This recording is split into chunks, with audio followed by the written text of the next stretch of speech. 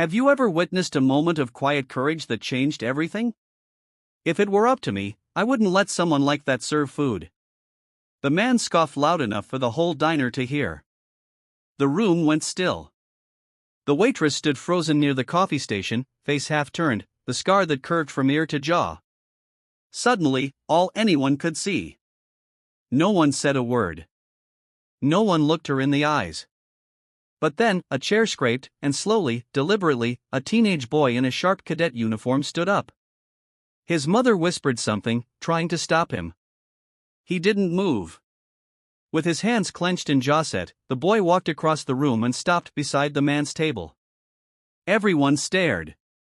What would you do in a moment like this? The boy's voice was steady as he spoke. That scar represents honor. You only have a mouth. And just like that, the silence broke. Benny's Corner Cafe sat at the edge of a sleepy road in rural Kentucky, nestled between a worn-out gas station and a bait shop that hadn't updated its sign since 1994. The kind of place where the coffee was always hot, the jukebox always slightly out of tune, and the regulars didn't need menus.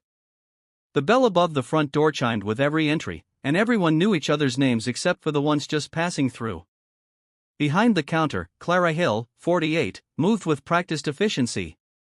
She wore a faded blue apron, a silver name tag, and a scar that ran from the corner of her left eye down to her chin. Most folks didn't mention it. The regulars had learned either by instinct or decency that you didn't ask. You just thanked her when she brought your pie and maybe left a generous tip. But the scar told a story whether people asked or not. 16 years ago, Clara had been a field medic during Operation Enduring Freedom. She didn't talk about what happened in Kandahar, but those who knew her really knew her understood that the scar wasn't from some accident. It was earned under fire. She had been stabilizing a young private whose leg had been shattered by an IED when the second mortar struck. Clara took shrapnel to the face, the force slamming her into the side of the medical Humvee. The boy survived. She never found out his name. After 3 surgeries and a medical discharge, she returned home not to applause or ceremony, but to silence, to a stack of VA paperwork, aching joints, and a kitchen job she'd never wanted. Now she worked 6 days a week at Benny's, serving pancakes instead of plasma. The lunch crowd that day was typical. Truckers sat at the counter flipping through newspapers. A retired couple near the window split a grilled cheese. The rhythm was familiar. Take the order, fill the coffee, smile, repeat. Clara found comfort in it, in the quiet control of it all. After the chaos of war, there was peace and predictability. Then the bell rang. They came in loud. 5 of them, 3 men, 2 women wearing designer sunglasses and overpriced jackets that practically screamed, "Not from around here." Weekend tourists from the city, probably stopping on their way to one of the lake resorts that had become trendy lately. The kind of folks who found charm in rustic diners so long as the Wi-Fi was strong and the food came with hashtags. Clara approached with her usual warmth. "Welcome to Benny's. I'll be taking care of y'all today. Can I start you with something to drink?" The man in the tailored navy blazer, who looked like he'd never held a wrench or broken a sweat, lowered his menu. His eyes locked on her face, following the scar like it was a road map to something unpleasant. He winced. Actually winced. Then, just loud enough for the table to hear, but too loud for it to be anything but deliberate, he muttered, "Yikes! Did Halloween come early?" One of the women at the table chuckled, but it was the uncomfortable kind, more about going along than finding it funny. Clara didn't flinch. She'd learned not to. She simply said, "I'll give y'all a moment with the menus." And turned away.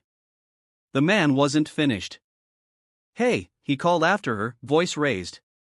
"I ask you a question. What happened to your face? You fall asleep on a chainsaw?" The diner froze. Forks stopped midair. Conversations halted mid-sentence. The entire place held its breath. Clara stood still, her back to them. She didn't turn around. Didn't dignify it. Instead, she said quietly, "I'll send another server to your table." And walked toward the kitchen, her steps measured, her shoulders square. Only her eyes betrayed the sting. And even then, barely. Later, people would say they didn't know what to do, that they were too shocked, that someone else should have said something. But silence has a weight to it. It lets cruelty sit in the center of a room like a guest of honor. And Clara had carried that weight before, over sand, under fire, beside dying men who hadn't made it back. This was just another scar, not visible maybe, but no less real. People forget that millions of veterans wear their battles every day. Not all scars show. Some hide beneath sleeves or between ribs or behind quiet smiles in diners like this one. But they're there. They're always there. Clara set the tray down in the kitchen. Her hands trembled slightly the way they used to in the early days after discharge. She focused on lining up the water glasses one by one, edge to edge, steadying herself the way she had years ago in a combat tent with a flashlight and morphine needle. Behind her, laughter drifted in again from the tourist table. And somewhere near the back of the diner, a boy in a cadet uniform had stopped eating and started watching. Clara Hill never talked about Afghanistan, not because she'd forgotten, but because she remembered too much. Sometimes when the steam from the kitchen rose just right, mixing with the clatter of plates and the sharp smell of grilled onions, it transported her back to that heat, the real kind, the kind that came off sand and fire and panic. She'd been 29 when she first deployed, a combat medic with steady hands and a knack for calming soldiers twice her size, with nothing but a firm look and a quiet voice. They used to joke that Clara could stitch a wound faster than most guys could load a rifle. And it wasn't far from the truth. The day it happened, they'd been ambushed near a supply route outside Pakika province. A convoy had taken a hit, 3 men down. Clara sprinted toward the smoking Humvee without hesitation, her medical bag bouncing at her side. Gunfire popped in the distance, but her world had narrowed to those wounded men. One had a tourniquet on, but was still losing blood fast. The other had burns. The third, just a kid, maybe 19, wasn't moving. Clara dragged them one by one to cover, applied pressure, called for evac. When the mortar came, it didn't whistle like in the movies. It slammed hard, sudden, ruthless. She never saw the metal fragment that cut her face. Just the blood and then the pain and then the silence. 3 soldiers lived because of her that day. No medals followed, no ceremonies, just recovery rooms and forms and a long flight back to the States where no one met her at the airport. The VA called it non-life-threatening trauma.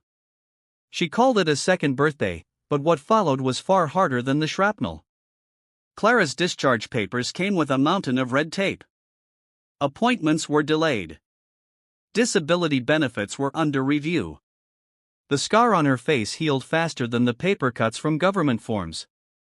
For a while, she lived out of her pickup truck, slept under overpasses, brushed her teeth at gas stations. A local church offered hot meals a few nights a week, and she took them without pride, without complaint. People looked at her sideways, a woman alone with a soldier's posture and a hollow look. They didn't ask if she had served. They just assumed she'd made bad choices. That's how it goes sometimes. But eventually, things turned. Benny's Corner Cafe wasn't hiring when Clara walked in, but the owner, Ben Strickland, had seen the look in her eyes. A Vietnam veteran himself, he recognized it. The distance, the exhaustion, the fight still flickering beneath the surface. He didn't ask about her scar. He didn't need to. "I can pay cash until we get the paperwork done," he said. "You know your way around a kitchen?" "Yes, sir," Clara had replied. "You say sir one more time and I'll make you clean the fryer," he joked. She smiled for the first time in weeks. Ben was old school. He didn't talk much about Vietnam. Just said he'd been in the bad parts. But he watched Clara like a hawk those first few weeks.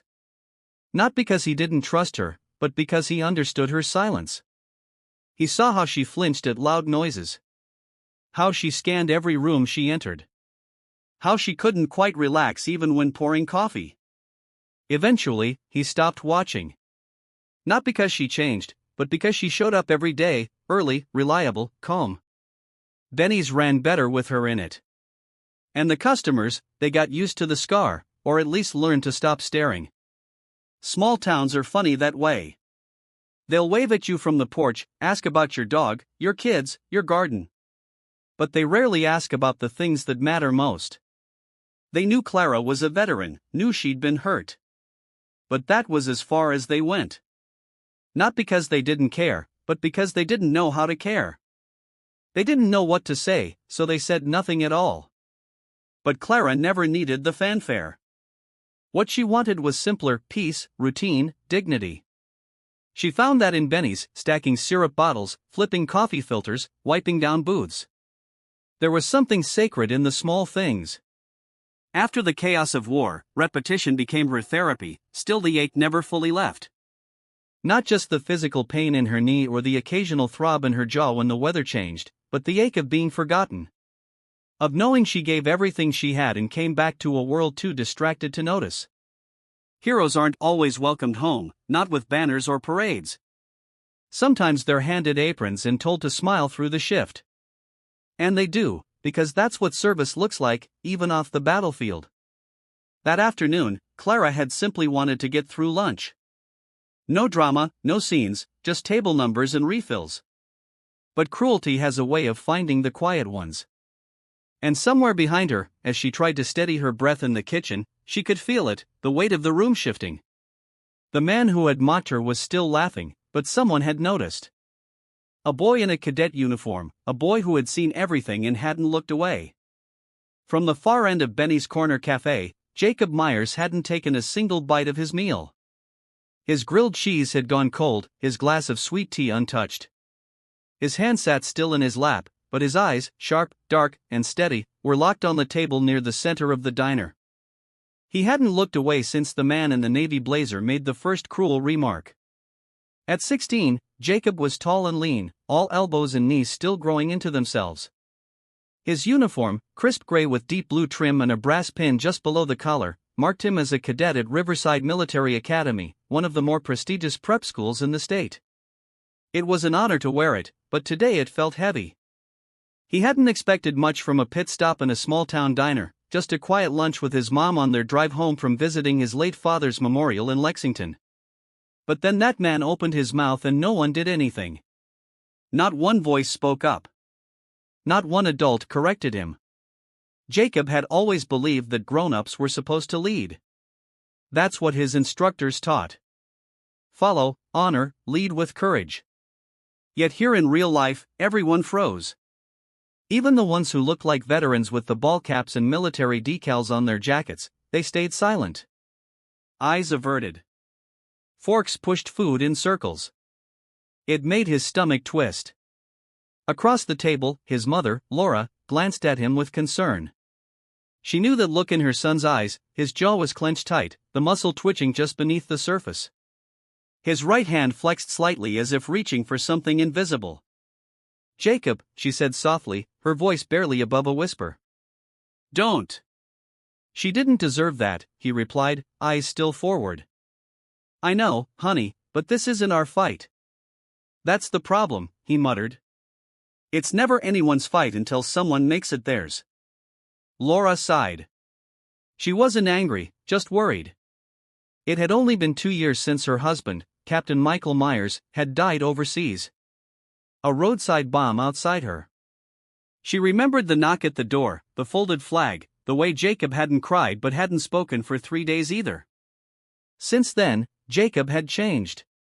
He'd thrown himself into the academy with a kind of discipline that even his instructors found rare.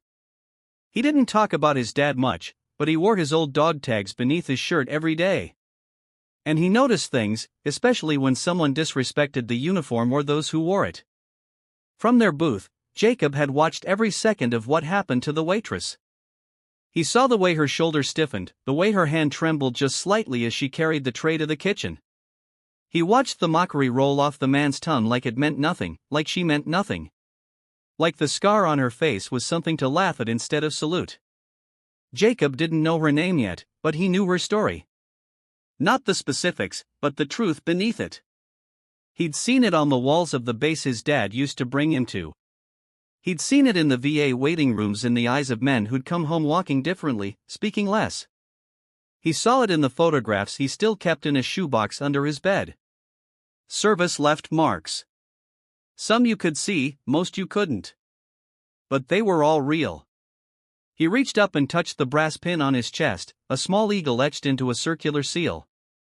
He'd earned it last semester for leading a search and rescue drill under pressure. It was a proud moment. His mother had cried when they pinned it on, but today it felt like a badge without meaning. Because real leadership wasn't in drills or ceremonies. It was in moments like this. Jacob's fork scraped against his plate as he pushed it aside. His mom looked up sharply. "Jacob, wait." He was already standing. At the center of the diner, the man in the blazer was still chuckling with his companions. Their laughter was thinner now, awkward, fading, but no less cruel. The waitress hadn't come back to their table. Another woman, older, was now nervously taking their order. But Jacob's attention wasn't on them anymore. It was on her. She was near the coffee station organizing mugs in silence, pretending not to hear the whispers that still lingered in the room like smoke. Her posture was straight, proud, but the fatigue in her shoulders was impossible to miss. So was the strength. Jacob exhaled. His father used to say, "Courage doesn't always come with noise. Sometimes it walks in quietly and refuses to sit down." Today, that voice echoed in Jacob's ears louder than ever. He took a step forward, then another. In that moment, the air in Benny's cafe began to change. Not because someone shouted, not because fists were raised, but because one boy stood up and decided he wouldn't sit back down. The sound of Jacob's shoes on the diner floor was barely louder than the hum of the overhead lights, but it might as well have been a drum roll. He walked with quiet precision, each step measured. At the table near the window, the man in the navy blazer, still riding the high of his cruel performance, glanced up. He wasn't expecting confrontation, especially not from a teenage boy in uniform. "Well, look at this," the man smirked, nudging one of his companions. "We got ourselves a junior G.I. Joe." Jacob didn't flinch. He stopped directly beside the table, spine straight, hands at his sides in parade rest, just as he'd been taught. The diner went still again. Forks paused. Conversations died. Even Clara, standing by the coffee station, turned and looked up, confused at first, then frozen as recognition dawned. Jacob's voice was calm, but carried through the room like it had been waiting to be heard. "That scar," he said, nodding gently toward Clara, "represents honor." He didn't raise his voice. He didn't need to. "You," he continued, eyes locked on the man, "only have a mouth." A low gasp rippled through the room. Somewhere near the counter, a spoon clinked softly against a ceramic mug. The man's smirk faded. "Listen, kid," he began, sitting up straighter. "This is adult business. Why don't you go back to your PlayStation and let the grown-ups?" Jacob cut in. "I know exactly what this is. It's cowardice dressed up as confidence." Now, the whole diner was watching, not just out of curiosity, but out of something deeper. It was as if Jacob had said the words everyone else had been too afraid to. He gestured again toward Clara. "She didn't ask for your opinion.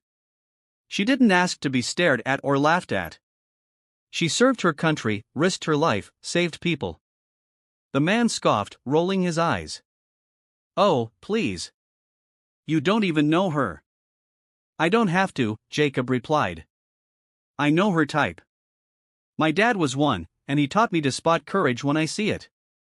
At the word dad, Jacob's mother looked down, hands trembling slightly in her lap. "She carries her scars in the open," Jacob said, turning his voice to the rest of the room. "Now, not just the man. Most people hide theirs behind suits, behind money, behind ugly words that make them feel bigger." A beat of silence. Then from the counter, the gruff voice of a truck driver. "He's right." The man stood slowly, turning on his stool to face them all. "My daughter did 2 tours in Afghanistan, came back with burns on her face and PTSD. No one wanted to understand. That waitress," he nodded toward Clara, "she's braver than half the people I've ever met." Across the diner, heads began to nod. A middle-aged woman near the jukebox added, "I was a nurse at Walter Reed. The things those vets live through. That scar is a badge, not a blemish." The man in the blazer looked around and realized something terrifying. He was alone. His companions were now quiet, shifting in their seats. One of the women reached for her purse. Another man at the table muttered, "Maybe we should go." Still, the navy blazer tried to recover his swagger. It was just a joke. People are so sensitive these days. Jacob's face remained calm. Jokes are supposed to be funny, he said. Cruelty isn't comedy. Then he turned to Clara. For a moment, the uniform and posture fell away, and he was just a boy again. "Thank you," he said simply. Clara's throat tightened. She hadn't spoken since the moment began, but now she stepped forward slowly. Her voice was soft, steady. "What's your name?" "Jacob Myers. Riverside Military Academy."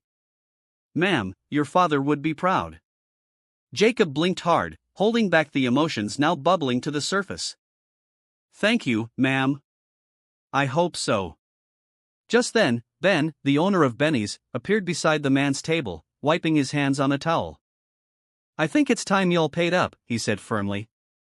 The man opened his mouth to protest, but Ben wasn't having it. "You've eaten enough," he said, placing the check down like it was a verdict. "Now, kindly finish your business and don't come back." They left in awkward silence, tossing a few bills on the table. A tip, not of kindness, but of guilt. But it didn't matter anymore. Something had shifted in the room. The heavy silence from earlier had been replaced by something warmer. Not applause, not drama, just quiet acknowledgement. The kind that says, "We saw that." The kind that says, "Finally." As Jacob returned to his table, Clara watched him with a newfound sense of peace. Something she hadn't felt in years. For the first time, the scar on her face wasn't the first thing people noticed. Today, it had become something else entirely, a symbol. The lunch-crowded Benny's Corner Cafe began to thin as the afternoon sun pushed west, casting long shadows across the checkered floor. The laughter that once came at Clara's expense had long since vanished, replaced by soft conversations and the gentle clatter of dishes being cleared. But something in the room had changed, not just in volume, but in weight. People now looked at Clara differently. They didn't stare at her scar, not anymore. They met her eyes. They nodded. One woman even whispered a quiet thank you as she left, pressing a folded $10 bill into Clara's hand. Near the counter, Jacob Myers stood beside his mother, waiting to pay. His uniform was still sharp, his shoes still polished. But there was something new in the way he carried himself. A touch of gravity, like something inside him had grown in the span of one meal. Clara approached, slowly, wiping her hands on a towel, more out of nerves than necessity. "You heading out?" she asked, offering a small smile. "Yes, ma'am," Jacob replied, standing at attention without realizing it. "You don't have to ma'am me." "Not after what you did today," he looked down almost embarrassed. "I just said what needed to be said." Clara studied him for a moment. He reminded her of someone, a young medic she'd once trained with in Bagram. Wide-eyed, full of ideals, always the first to volunteer for danger. He hadn't made it back. "You did more than speak," she said gently. "You stood." "That's not as easy as it looks." Jacob hesitated, then reached into the inside pocket of his uniform jacket. His hand trembled slightly, not from fear, but from the weight of the moment. "I wanted to give you something," he said. He pulled out a small brass leadership pin, worn, but polished, shaped like an eagle with a shield across its chest. Clara blinked. "This was awarded to me last semester," he explained, voice quiet but steady, "for leading a rescue drill during field training. They said I showed courage under pressure." She opened her mouth to object, but he held the pin out between them. "Today, I realized I didn't earn this nearly as much as I thought I did. You've been living that courage every day." Clara stared at the pin resting in his open palm, her throat tightened. "I can't take this," she whispered. "It means something to you." "It still does," Jacob said, "but it means more to me if it's with someone who showed me what real honor looks like." She didn't reach for it right away. Instead, she looked at him not as a child, not even as a cadet, but as someone who understood more than most adults she'd met. His words weren't flattery. They were truth. Slowly, Clara reached out and accepted the pin, holding it with the same careful reverence she used to hold morphine syringes in battlefield tents, precious, powerful, dangerous in the right hands. "Thank you," she said, her voice barely above a breath. Jacob nodded once. His mother, who had watched quietly from the side, wiped a tear before it could fall. "I think your father would have been proud today," Clara added, meeting his eyes. Jacob swallowed hard. "So would yours." For a moment, neither of them spoke. The diner faded behind them. The noise, the dishes, the hum of the refrigerator all distant. Just two people connected by something deeper than circumstance, shared service, shared sacrifice, shared silence. Then, like a soldier returning to her post, Clara straightened. She walked back to the break room, opened the small metal locker where she kept her things, and pinned the brass eagle next to her name tag, C. Hill. It didn't shine like her other service pins once did, but somehow it felt heavier, truer. As the dinner shift began, she moved through the cafe with her usual rhythm, filling coffee, wiping tables, greeting regulars. But the weight on her chest wasn't just from the pin. It was the weight of being seen again. Not as a wounded woman, not as a scarred waitress, but as someone who had endured and still showed up. Outside, the Kentucky sky was turning gold. The kind of light that made old tractors and gas station signs look like paintings. And in that light, Clara caught her reflection in the diner's front window. For years, she'd looked at that face and seen only damage. But today, she saw survival. And beside her name tag, the small brass pin gleamed like it had always belonged there. Heroes don't always wear uniforms. Sometimes they wear aprons. Sometimes they carry trays instead of rifles. But every now and then, a uniform finds its way back to them. Not on their shoulders, but in the respect of the next generation. And when that happens, even the deepest scars begin to fade. Sometimes the deepest scars aren't on our skin. They're in the way people look at us or the silence they give when they should speak up. Clara's story isn't just about one cruel man or one brave boy. It's about how we choose to treat one another.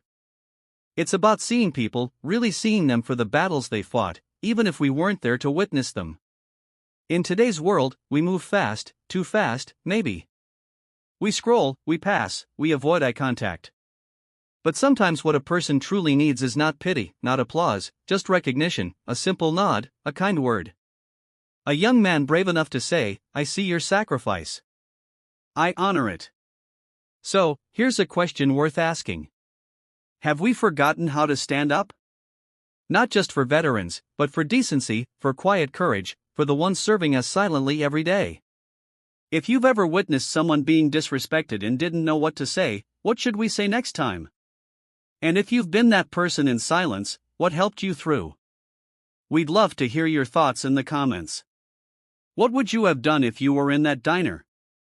If this story moved you, please consider liking this video, subscribing, and sharing it with someone who needs to hear it today. Thank you for listening, for remembering, and for honoring those who still carry the weight of service with quiet dignity. Because sometimes the smallest voice in the room says the most important thing. This has been Valor Stories.